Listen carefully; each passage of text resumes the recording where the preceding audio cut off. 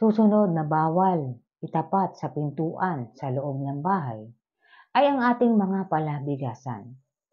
Kung kayo po ay mayroong rice dispenser at ito ay malaki, maaari nyo pong takpan yan ng anumang kortina o anumang tela. Ang mga palabigasan po o lagayan ng bigas na nakikita mula sa pinto o nakatapat sa pintuan ay malas po. Madali pong mauubos ang inyong bigas at mahihirapan po kayo sapagkat palagi itong nauubos. Subukan po ninyo na itago ang inyong palabigasan.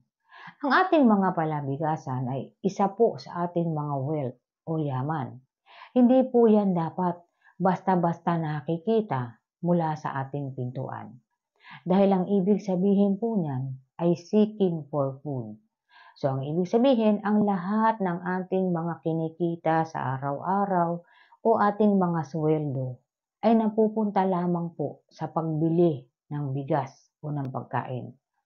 Hindi tayo nakakabili ng ari-arian o nakakapag-ipon sapagkat lagi na lang napupunta sa pagkain.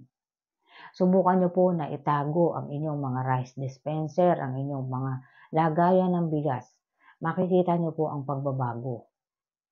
Lilipas po ang mga araw, mapapansin ninyo na hindi na kayo madalas bumibili. Malaki po ang mababago sa simpleng paggawa nito. Isa po itong ritual.